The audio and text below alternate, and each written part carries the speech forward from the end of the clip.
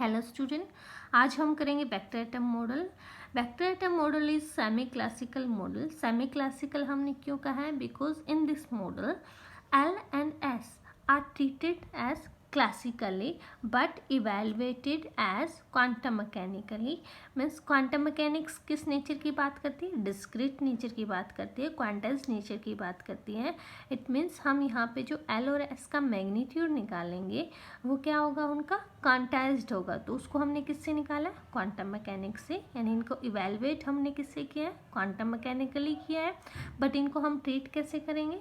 Classically treat करेंगे। What are salient features of this model? पहला है स्पेस क्वांटाइजेशन। स्पेस क्वांटाइजेशन पे मैंने एक वीडियो ऑलरेडी अपलोड कर दी है, तो उसमें पूरी एक्सप्लेनेशन है। अगर आपके क्वेश्चन की वेटेज ज़्यादा आती है आपके एग्ज़ाम में, तब तो आपने स्पेस क्वांटाइजेशन को पूरा एक्सप्लेन करना है, अदरवाइज आप डेफिनेशन लिख के छोड़ देते हैं। डिपेंड करता है कि आपकी वेटेज कितनी है। अगर वेक्टर एटम मॉडल 8 मार्क्स का आता है, देन आपको दोनों स्लैंट फीचर्स को एक्सप्लेन करना है, space quantization as well as second salient feature is the conception of spinning electron. ठीक है, तो अब तक हमने क्या पढ़ा था कि जो आपका इलेक्ट्रॉन होता है, ये हमारा न्यूक्लियस हो गया। इलेक्ट्रॉन न्यूक्लियस के चारों ओर रिवॉल्व करता है। अब वेक्टर एटम मॉडल ने एक नया कंसेप्ट लिया कि जब इलेक्ट्रॉन रिवॉल्व कर रहा है, साथ ही साथ वो अपनी एक्सिस पे भी रोटेट कर रहा है। जैसे प्लैनेटरी मोशन होता है, सिमिलर वे से इलेक्ट्रॉन का मोशन होता है। यानी कि इलेक्ट्रॉन कैसे रिवॉल्व करेगा? मान लो ये हमारा जो पेन है वो इलेक्ट्रॉन है, तो ये साथ के साथ क्या कर रहा है? रोटेट कर रहा है अपनी एक्सिस पे, और साथ ही साथ क्या कर रहा है? वो रिवॉल्व कर रहा है। ठीक है, दो तरह के मोशन यहाँ पे हो गए। इससे पहले हमने सिर्फ क्या पढ़ा था? सिर्फ उसका क्या है? रोटेशन है, वो न्यूक्लियस के चारों ओर क्या कर रहा है? रिवॉल्व कर रहा है, अपनी एक्सिस पे नहीं घूम रहा। तो अब वो यहाँ से एक नया कंसेप्ट निकला है स्पिनिंग इलेक्ट्रॉन का। In an effort to remove mainly two drawbacks of Bose-Murphy quantum theory, Goldsmith and Uhlenbeck proposed in 1925 that पहले हम देख लेते हैं कि बोस-मरफेल्ड क्वांटम थ्योरी की वो कौन सी दो मेन ड्रॉबैक्स थी जिनको रिजॉल्व करने के लिए इस कंसेप्ट को लिया गया है। पहली ड्रॉबैक ये थी कि उन्होंने रिलेटिविस्टिक करेक्शन यूज़ करके हाइड्रोजन फाइन स्ट्रक्चर को एक्सप्लेन करने की कोशिश की थी। बट रिलेटिविस्टिक करेक्शन में उन्होंने क्या कहा था कि जब इलेक्ट्रॉन आपका रिवॉल्व कर रहा है, तो इलेक्ट्रॉन में न्यूक्लियस में कैसा फोर्स ऑफ है? यहाँ पे कूलम्बिक फोर्स ऑफ अट्रैक्शन है, और इस कूलम्बिक फोर्स ऑफ अट्रैक्शन की वजह से इस इलेक्ट्रॉन की जो वेलोसिटी है पेरिलियन और एफिलियन पॉइंट पे डिफरेंट होगी, और जो वेलोसिटी होगी इलेक्ट्रॉन की वो वेलोसिटी ऑफ स्पीड को अप्रोच करेगी। इसलिए हम वहाँ पे थ्योरी ऑफ रिलेटिविटी लगा सकते हैं।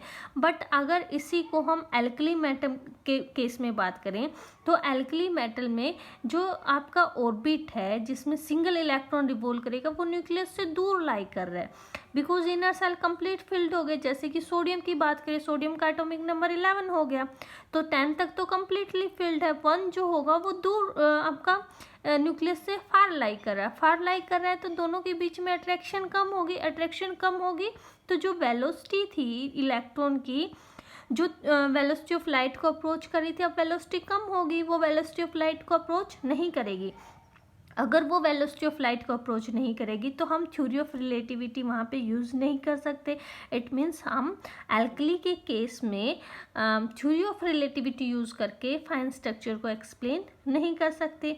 पहले ड्रॉबैक ये रही। दूसरी ड्रॉबैक क्या थी कि उन्होंने नहीं बताया कि क्यों अगर आप उस एटम को, उस लाइट सोर्स को मैग्नेटिक फील्ड में रख दे, एक्सटर्नल मैग्नेटिक फील्ड में रख दे, तो आपको अनोमलस जीमन इफेक्ट ऑब्जर्व होता है। अनोमलस जीमन इफेक्ट में आपकी एक सिंगल स्पेक्ट्रल लाइन 4, 6 या और अदर मोर कंपोनेंट में स्प्लिट हो जाती है, तो वो उनको भी एक्सप्लेन नहीं कर पाया। ये दो मेन ड्रॉबैक्स थी। इन्हीं दो मेन ड्रॉबैक्स को रिजोल्व करने के लिए गोल्डस्मिथ एंड ह्यूलेनबेक ने प्रपोज्ड किया कि जो इलेक्ट्रॉन है वो अपनी एक्सिस पे भी स्पिन करता है, साथ ही साथ वो न्यूक्लियस के चारों ओर रिवॉल्व कर रहा है। तो यहाँ पे हम जैसे मैंने लिखा है, an electron must be looked upon as a charge sphere spinning about its own axis having an increasing angular momentum, जिसको हम रिप्रेजेंट किससे करते हैं, ऐसे रिप्रेजेंट कर रहे हैं, एंड कंसिक्वेंटली इस an increasing magnetic dipole moment, अगर एंगुलर मोमेंटम होगा तो उसकी डायपोल मोमेंट भी होगी।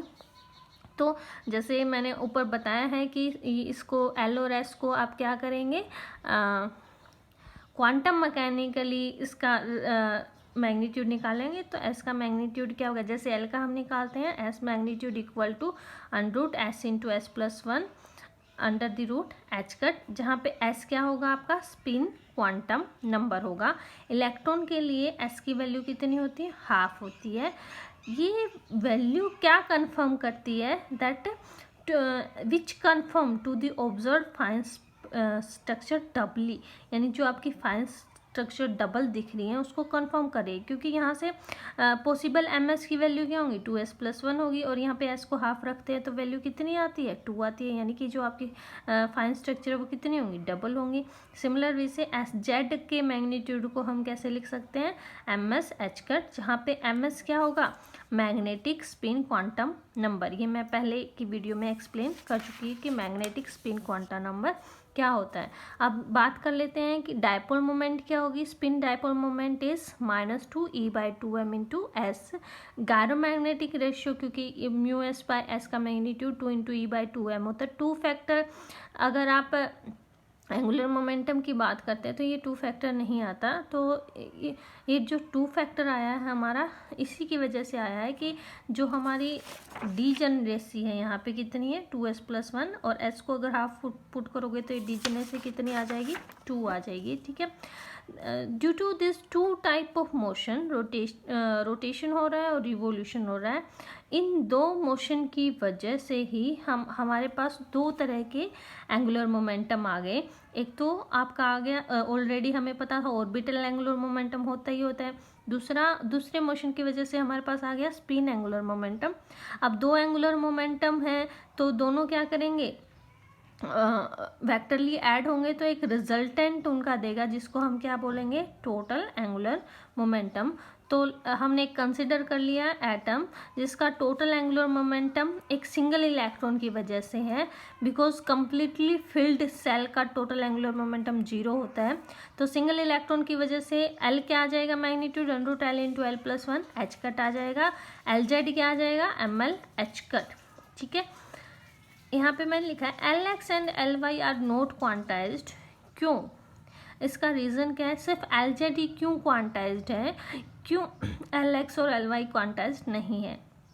देखिए, अगर Lx Ly क्वांटाइज्ड हो गए, it means L is quantized, L quantized हो गया, यानी कि एक्स वाई जेड तीनों प्लेन में किसी पर्टिकुलर पॉइंट पे आप एंगुलर मोमेंटम को कह रहे कि ये फिक्स वैल्यू, एंगुलर मोमेंटम की प्रिसाइज वैल्यू होगी तो लीनियर मोमेंटम की भी प्रिसाइज वैल्यू होगी, बिकॉज लीनियर मोमेंटम क्या होता है, आर क्रॉस पी होता है, l is equal to r cross p. अगर आपका लीनियर मोमेंटम प्रिसाइज हो गया, means if your delta p is 0, तो according to uncertainty principle delta x dot delta p किसके इक्वल आता है, this is near about H cut, but if this delta p is 0 तो delta x क्या आ जाएगा आपका, H cut over 0 is infinity, यानी कि जो अनसर्टेनिटी है पोजीशन में वो क्या हो जाएगी आपकी, इनफाइनाइट हो जाएगी। तो अगर आपके l x l y quantized हो जाएं तो वो अनसर्टेनिटी प्रिंसिपल को वॉयलेट कर रहे हैं, इसलिए सिर्फ आपकी एक रेफरेंस एक्सिस आपकी क्या होगी, क्वांटाइज्ड होगी। और इस केस में हम मोस्टली केस में हम क्या कहते हैं कि Z is a reference axis, magnetic field Z direction में है, एमएल जो है उसकी प्रोजेक्शन को बता रहा है मैग्नेटिक फील्ड की डायरेक्शन में, तो सिर्फ एल जेड आपका क्वांटाइज्ड होगा। अगर आप मैग्नेटिक फील्ड को एक्स डायरेक्शन में ले लें तो एक्स डायरेक्शन में लेने की वजह से उस टाइम पे एल एक्स क्वांटाइज्ड हो जाएगा, बट जनरली हम उसको जेड डायरेक्शन में लेते हैं। एम एल की पॉसिबल वैल्यू क्या होंगी, l l -1 0 -L + 1 up to -L, यानी L से -L तक टोटल कितनी वैल्यू पॉसिबल होंगी, ये 2L + 1 होगी। यहाँ पे इसी इलेक्ट्रॉन के लिए स्पिन क्वांटम नंबर का स्पिन एंगुलर मोमेंटम का मैग्नीट्यूड किसके इक्वल होगा, it is equal to √s into s plus one H cut, जहाँ पे s क्या है हमारा spin quantum number. Similarly s z क्या होगा हमारा ms एच कट, ms क्या है हमारा magnetic spin quantum number. ms की पॉसिबल वैल्यू क्या होंगी, ±½ या फिर ±s लिखें, बिकॉज एक इलेक्ट्रॉन है तो वैल्यू क्या आ जाएंगी, ±½ आ जाएंगी।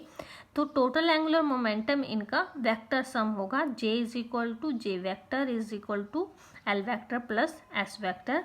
Magnitude of total angular momentum क्या होगा, j into J plus one under the root h cut, जहाँ पे j क्या है हमारा इनर क्वांटम नंबर है।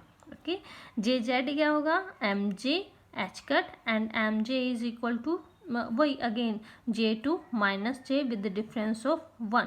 तो यहाँ पे मैंने शो किया है कि ये एटम का ऑर्बिटल एंगुलर मोमेंटम है, ये स्पिन एंगुलर मोमेंटम है, और दोनों उनके दोनों एक रिजल्टेंट देते हैं which is total angular momentum J. L J के अराउंड प्रेसेस कर रहा है और एस भी जे के अराउंड प्रेसेस कर रहा है, क्योंकि L and S interact magnetically, ये दोनों क्या कर रहे हैं, मैग्नेटिकली इंटरेक्ट कर रहे हैं, और इस इंटरेक्शन को हम क्या कहते हैं, स्पिन ऑर्बिट इंटरेक्शन भी कहते हैं। स्पिन ऑर्बिट इंटरेक्शन किसकी वजह से होती है, क्योंकि ये दोनों एक दूसरे के ऊपर टॉर्क अप्लाई करते हैं, टॉर्क की वजह से ये प्रेसेस करना शुरू कर देते हैं, बट इनका जो मैग्नीट्यूड है वो चेंज नहीं होता है।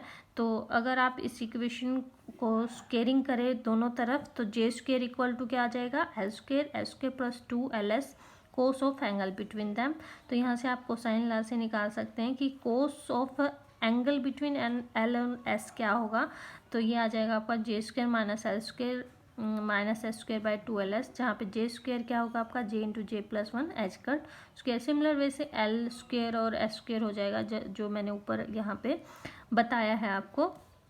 अब यहाँ पे इसके जो पहले हमने बताया था कि इसका स्लाइड फीचर है कि इन्होंने स्पिनिंग इलेक्ट्रॉन के कंसेप्ट को लिया। स्पिनिंग इलेक्ट्रॉन के कंसेप्ट को लेने की वजह से स्पिन ऑर्बिट इंटरेक्शन हुआ। स्पिन ऑर्बिट इंटरेक्शन की वजह से जो आपका विदाउट स्पिन ऑर्बिट इंटरेक्शन कोई एक लेवल था, अब स्पिन ऑर्बिट इंटरेक्शन की वजह से वो लेवल दो में स्प्लिट हो गया, एक इसके ऊपर लाई कर रहा है और एक इसके नीचे लाई कर रहा है। अब जैसे कि मान लो एक ट्रांजिशन हम देखते हैं, पहले ट्रांजिशन होनी चाहिए थी इस लेवल से इस लेवल तक, यानी एक स्पेक्ट्रल लाइन हमें दिख रही है क्योंकि स्पिन ऑर्बिट इंटरेक्शन नहीं है, बट अब स्पिन ऑर्बिट इंटरेक्शन हो गया तो ट्रांजिशन यहाँ हो सकती है और यहाँ हो सकती है, यानी आपको दो स्पेक्ट्रल लाइन ऑब्जर्व होगी।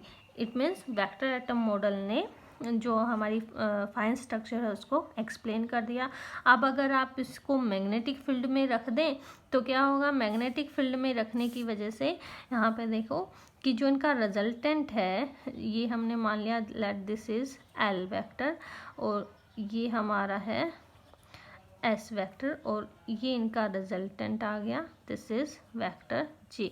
और ये रिजल्टेंट क्या करेगा, किसी मैग्नेटिक फील्ड में हमने रखा है तो इस मैग्नेटिक फील्ड के अराउंड प्रेसेस करना शुरू कर देगा, जबकि एल और एस क्या कर रहे हैं, they are precessing around the J. L और एस जे के अराउंड प्रेसेस कर रहे हैं और मैग्नेटिक फील्ड में हमने रख दिया, तो आपका जो इनका रिजल्टेंट होगा वो क्या करेगा, आपका मैग्नेटिक फील्ड के अराउंड प्रेसेस करना शुरू कर देगा। यहाँ से आप स्प्लिटिंग स्पिन ऑर्बिट इंटरेक्शन की वजह से आप एनॉमलस ह्यूमन इफेक्ट को भी एक्सप्लेन कर सकते हैं। Thank you.